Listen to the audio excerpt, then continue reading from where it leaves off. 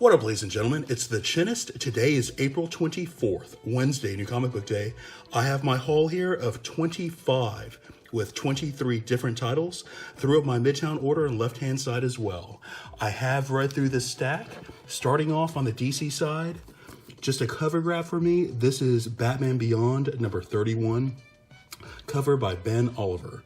Thought it was pretty striking, so I picked it up. Heroes in Crisis number 8 of 9. Just one more to go. Cover A, cover B. So this one here took quite a twist. You know, this storyline, I never really expected it to go this way, ever, like ever. So, you know, I always love stories where I can't figure it out. You know, I want it to be difficult, I want it to be intriguing. But man, we will see where it goes from here. Never, you know, won't give away anything. I'll stop right here. But man, never thought. There's a couple red herrings in here in the storyline, you know, in regard to who the killer was. But I don't think anyone thought it would go this route. All right, next up, The Flash, number 69. I think this one concludes the Trickster storyline, if I recall that one correctly. But we leave the very last one with like the worst trick on Barry Allen ever, man, where the Trickster actually cut off Barry Allen's legs. I thought that was pretty gruesome. And this is the story of how Barry Allen somewhat handles that. You know, where he kind of goes from here. I don't want to give away anything, but pretty good storyline. You know, I enjoy the Trickster. I think they pop in one more villain at the very end, kind of one more from the Rogue Gallery. But yep, The Flash, number 69. Venom, issue number 13. So this one sold out due to speculation of a new symbiote costume that Eddie Brock picks up on this one. So grab just one more cover A. So here you have the retelling. So you find out that Dylan is actually his son. You know, he thought it was his younger brother. You find out that the symbiote had been manipulating Eddie Brock's mind the entire time. So that symbiote actually died in the storyline. So again, the speculation here with the War of the Realms going on, you have one of these witches who has a shard of I think she has a wishing stone, I believe is what she has here, where she offers Eddie, like, hey, this has been weaponized. Any weapon that you want. And somehow she could read his mind. She knows that he's Venom somehow. Anything you want can be yours. And, of course, he chooses Venom, but it's a little bit different costume here. But nonetheless, he's pretty strong with it, and the storyline kind of continues forward. So, yeah, pretty cool. And, again, a new symbiote type of costume for him. I don't think it's going to last beyond the War of the Realms, but, you know, in my opinion. But a new costume nonetheless. So, yep, Venom number 13. So this one was a variant incentive. This is by Willis Portacio. This one was listed originally on Midtown for $25. So unfortunately, I forgot to pick up a reader copy. So I don't want to really flip through this one just due to the market price of this one. But so I was able to pick it up for a cover price, but it's you know, worth a lot more. Anyways, man, very good storyline. So I'm going through Uncanny X-Men right now. I love the storyline with Cyclops and Wolverine kind of rebuilding the team. This one leaves exactly where we left off, and they kind of jump into the War of the Realms with magic kind of teleporting them into New York, you know, with this Valkyrie kind of, I don't want to give away anything, but yeah, pretty good storyline in my opinion. If you like the Uncanny X-Men, go ahead and pick this one up. This is one of 3. So it's not Uncanny X-Men, it's a little mini-series they're kind of doing on the side, but one of 3. I will be following on with the Uncanny X-Men on that one. So this was Thanos, and this is volume number 3, issue number 1 that came out today. So again, I think I was a little rushed at the store today. I forgot to pick up a reader copy. So this was a variant incentive. This was a movie variant, obviously. This one was listed for $15 on Midtown. But again, picked up all my incentives for cover price at 2 different LCS that I hit every Wednesday. So this one here, really the history of Gamora, like the origin story, I guess so to speak, of Gamora. I was not really a Thanos fan kind of growing up. You know, I read, you know, all the crossovers that he was in, but I, you know, truly wasn't too big of a fan. And, you know, I think one of those reasons was, you know, anyone who's too powerful, I don't really like reading too much because they're almost undefeatable. You know, I have a different perspective now. But a lot of these, like the Black Order, I was really introduced to them by the Disney MCU movies. So, similar to like the younger generation right now. So this is kind of like a good, from my perspective, this was a pretty good storyline where the Black Order kind of started out. They're not called the Black Order yet. They're kind of like a murder death mission, I think is what they're called, or something like the Kill Squad, I think is what they're called. But pretty cool. You don't see all the members yet, but Ebony Maw, man, pretty cool how he sits there and just kind of questions everything that Thanos is doing. And what Thanos is doing is he's just going on a killing rampage. He's trying to see death, and the more he kills, the more glimpses of death that he's able to see. So he just kills nonstop. He kills people on his own ship, as well as, going to like random planets and just decimating the population there. And you do kind of set up a little storyline where Thanos has no issue of killing children, whatsoever. He'll wipe out everyone. Pretty good setup, for his personality, because you then get back, down to Gamora, where she is a child. And this is like really a whole explanation as to why Thanos originally picked up Gamora. It has to do with death, a little bit of luck involved for Gamora, in my opinion. But pretty good storyline nonetheless. And again, I didn't really follow Thanos or Gamora, so I don't know if this is a retcon or not, or maybe they kind of discussed this before in the past, and now they're kind of going through it in detail. But man, pretty good story nonetheless, in my opinion. So yep, Thanos number 1. Avengers issue number 18. So again, getting back into the War of the Realms. This one issue is actually not about the Avengers in any way, shape, or form. This one actually follows, and I guess a little bit of an origin story in a sense, of the U.S. Squadron Supreme. The Squadron Supreme of America. And, in my opinion, like a direct ripoff from the Justice League. You have Batman, you have Wonder Woman, Superman, and The Flash. And here's like a little firestorm, maybe. But anyways, like straight up ripoff in my opinion. But pretty cool, you get little glimpses of the little origin stories of how they came to be, to try to set them up a little bit before you get into the storyline, and you see that it's actually Agent Coulson. And, I don't know what's really kind of going on with him, but he's really manipulating all the minds of the squad in order to, make him more pliable and make sure that they will always honor whatever value system that they put out there to defend America. So pretty cool background that you see what's going on here with Agent Coulson, and at the very end you see he may be teamed up with someone else. So pretty cool storyline in my opinion. Again, not really about the Avengers, but good storyline about the Squadron Supreme nonetheless. Hulkverines. So this is issue number 3 of 3. Probably, much better read in trade, in my opinion. But pretty good storyline, in my opinion. You have a little bit of a drama, heartfelt moment here where Bruce Banner, Logan, and what is his name, Clay, they all kind of talk about how the population, how the public kind of see them all as monsters. Even though they're heroes, or they try to be heroes, they've made mistakes, they're viewed as monsters, and this is how they kind of cope with things. So I thought that was a pretty good storyline, or pretty good dialogue that was had here. Before you jump right into the action, and again, this was like a good slash 'em up, fighting type of storyline here. You have Wolverine, who is actually joined by nanites. They kind of merged Bruce Banner and Wolverine, and none of this makes any sense. There's no reason why he would have any vibranium strength claws by any means. But good enough for like a little one-off storyline, like good enough just for that. So anyways, man, action packed all the way through. I don't want to give it away, but yep, if you enjoyed Logan, if you enjoyed that Hulkverine that came out, man, pretty good storyline overall. Suggest to pick it up in trade, just a 3-issue type of mini trade there. Marvel Comics presents issue number 4. This has been pretty good so far. Of course, these are 3 separate storylines. They come out every month. The other 2 have, no bearing on the previous storylines, but the first storyline about Wolverine, who is trying to protect, every 10 years, you have this, this death angel that comes into our realm, trying to take over the world. So this, you have one family who is magical based, and this family has been set up to defeat this demon that comes in every decade. Wolverine is her protector, and along the way, this is, I guess the third time. I guess she's about 38 years old now, I guess, at this point in time. But at this point in time, in the first 2 times they encountered, Wolverine did not have adamantium.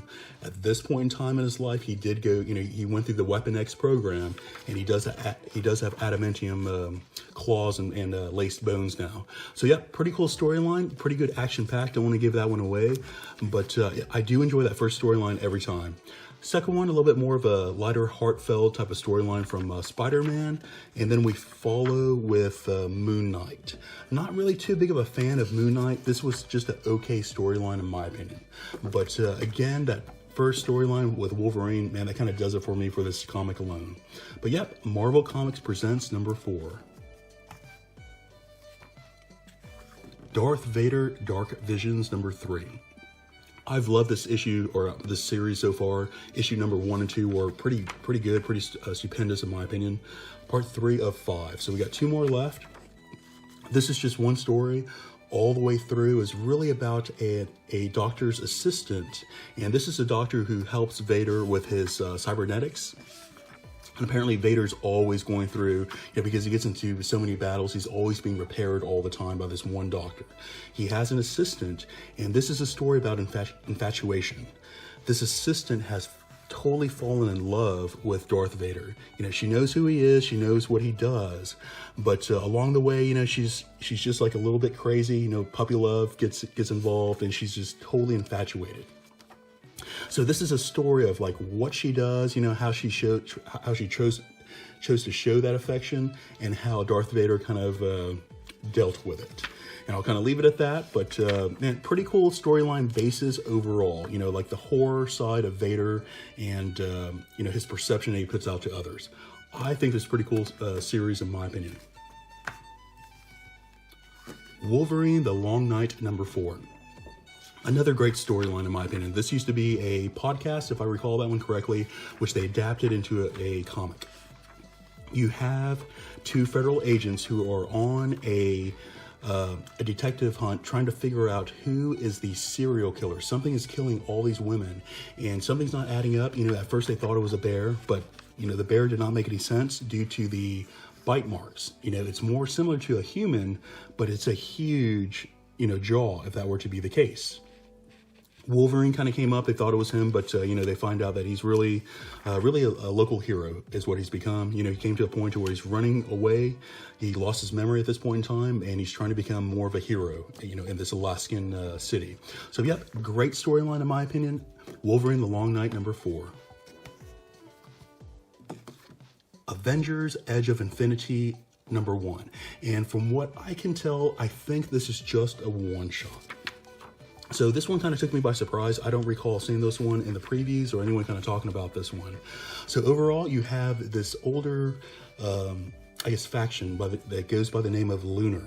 And I've never heard of them. I didn't follow Avengers, back in the day. So I don't know if Lunar is an old team. They kind of, made it seem like they were like an old team who had these shards, and they've just come to reclaim them, so to speak. So this one kind of gets into like a little bit of a one-off action adventure against, what was his name? Molark, whatever his name was. But this one I think is geared more towards, teenagers. There's a lot of cheesy, like superhero, like dialogue that they kind of put out there like every other page, and, just not really realistic, or, doesn't really go along with the other Avengers storyline that's going on now. I think this was just like a one-off kind of geared towards the kids, in my opinion. Okay adventure for the Avengers, but passable from my perspective. Yep, Avengers: Edge of Infinity number 1. Picked up just another incentive here. So this one went for $10, listed at Midtown. So this one is Star Wars Galaxy Edge. This is really just based, I don't think it's canon from my understanding. This one's really just based around the ride that they opening up over at Disneyland or Disney World, or both, I guess. But storyline, I kind of skimmed through it, was not very good from my perspective. If anyone else actually picked this one up and read it, let me know what you think. But I think this was completely passable. I saw a incentive variant sitting there, so I picked it up. But other than that, I was going to pass on this one. The Realm, issue number 13, moving on to Image. So The Realm, man, very good storytelling in my opinion. It seems like it's been a while since the last issue came out. I don't know if it's just me or if they took a little break, but pretty good storytelling overall. You know, every section of the story kind of get a little bit more of a story building. Figure out how the world is kind of operating now at this point in time. Get a little bit into the evil protagonist psyche, you know, what he's kind of going through. Back into our team, and a little bit of action kind of ensues right after that. So pretty good storyline, you know, pretty good storytelling, good pacing overall. You know, in my opinion, I just wish each issue was just a little bit longer. So this one may be better read in trade just due to that, but man, very good storyline in my opinion. The Realm. Redneck number 19. This was another one, man. It seemed like it's been a while since that wedding went down, and man, it seems like a while since the last issue. But what you have is Bartlett, who is man, pretty much on his last legs here, man. And this becomes a mission. So they go down to Mexico, and what they are searching for is the very first vampire who actually turned Bartlett, because he's the only person who could actually help him now at this point in time because he's so weak. So you get into this other asylum of the dead, and this is kind of like a little magical land, and they don't really explain how you get here. It's kind of like by magic of how you get here. They're kind of blindfolded walking through the desert when they got here. But this is like a place of like evil ghouls, and a place where the sun just never shines. So pretty good storyline, you know, overall. And we'll see where that last, I guess the Mexican vampire, you know, we'll see what his story is here in the next issue. But yep, Redneck number 19. Criminal, issue number 4. So Ed Brubaker kind of made like this little world just kind of full of criminals, and kind of go from criminal to criminal, and kind of get like a little story, like a little snapshot of what they do. This one here, man, pretty cool. So we are in 1993, and this guy, you know, I don't want to give away the storyline, but man, he just kind of, this is like his perspective, and he's kind of like on this cocaine binge run. So he's been up for like days on cocaine, and you know, he gets this guy. He tries to hold him hostage, and he knocks him out by hitting him over the head with a baseball bat. And, you know, so I will say this guy kind of has good intentions, okay? And, but the story kind of unfolds, and a little bit of a twist here at the end. But, and pretty good storyline, pretty good drama, you know, storytelling, in my opinion, by Ed Brubaker. If you're into that, I think the art, you know, in my opinion, with the storyline, maybe a 4.25 out of 5. So, yep, Criminal, issue number 4. Got a couple from Aftershock this week. Issue number 9 of A Walk Through Hell. So this one here, man, very, very dark, very gruesome. You know, I really felt that the two agents, the main storyline that they're kind of following, that they're kind of like in hell, but more of like a purgatory type of situation. And this one issue, man, you kind of find out, it kind of like takes you on a little bit of a ride to where you start feeling that in reality, this is all set up to where everything that we've seen may have been all fake, you know, from this other perspective that we see now. However, at the very end, you know, you have like another twist that has even more questions than it started out with. So, yep, pretty cool storyline overall. I really want to see where issue number 10, you know, takes us. But, yep, A Walk Through Hell, issue number 9. Dark Red, issue number 2. So, I love any type of monster, you know, vampire, werewolf, anything out there. This one here, very, very good. I thought this was going to be a ripoff of Redneck originally. However, just reading through issue number 2, I feel that Red Dark has the potential to be better than Redneck. So, you know, very, very similar situation here. You know, kind of like mid-America, Midwest America, you have vampire populations, and, you know, here's the new world. But here, you know, this one guy, you know, you find out at the very end, he's a lot older than what he looks, of course. And he has this like 50-mile radius is where his vampire territory is, but other vampires start to invade his territory. You find out that they're actually like white supremacist vampires who are kind of invading his territory. So yep, pretty cool storyline overall. And again, if you like Redneck, I highly suggest for y'all to go pick up issue number 1 and 2 to kind of start getting into this type of storyline here. But again, I feel this has the potential to be better than Redneck, in my opinion. So yep, Dark Red, issue number 2. Lollipop Kids, number 5. So from what I could tell, this actually ends right here at issue number 5. It looks like they leave it open-ended, you know, to where it could go to another volume. I mean, great storyline overall. The artwork was pretty phenomenal to go along with the storyline, in my opinion. So just pure monsters fighting, a lot of magical type of fantasy type of base storyline. Here you have like a little of an Easter egg hunt, so to speak, for the Excalibur sword. Pretty cool storyline overall, and then we get right into the battle once that kind of happens, and this is the final battle of this series here. So yep, very good storyline, you know, good basis. This could really go for multiple volumes, you know, they kind of leave it open-ended. I hope they do continue it, but yeah, I really did enjoy this one. Lollipop Kids, issue number 5. Picked up one from Comics Tribe.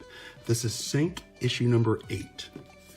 So, you know, every storyline in Sync, you know, very, very dark, very gruesome, you know, kind of like the dregs of society, just like the most sadistic type of people, you know, that you think of, you know, the most sadistic type of storylines you could think of.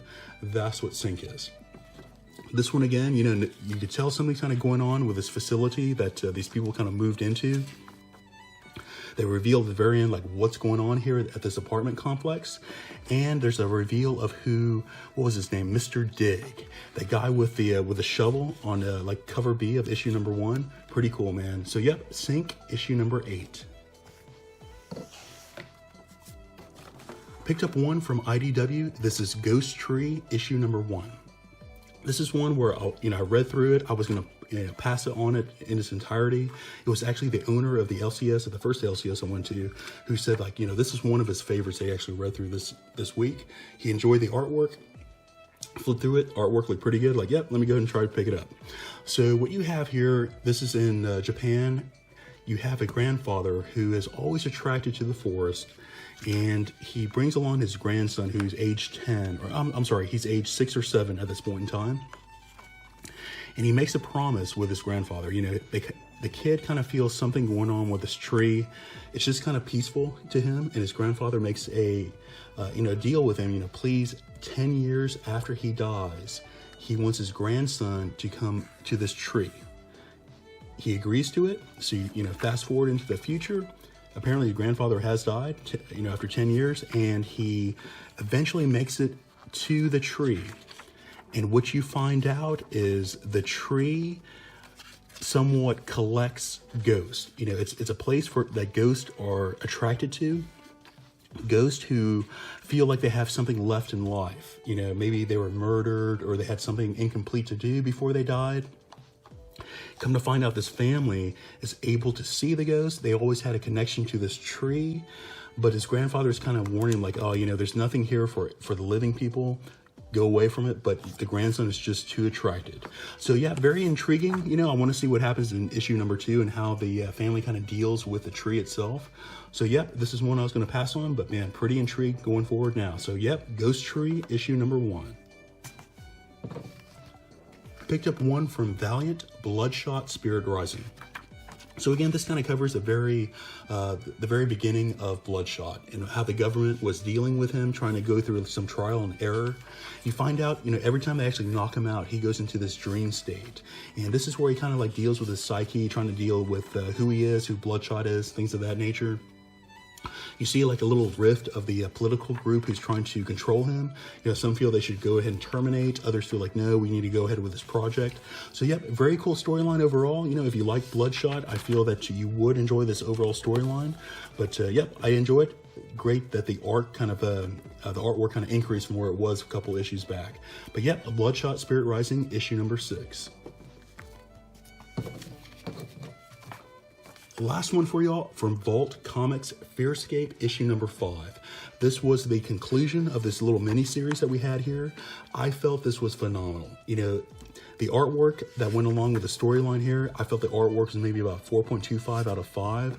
The storyline, you never ever knew where that storyline was going. You know, that's what I love about the storyline. It's just so different. You know, again, nothing I would have ever have anticipated.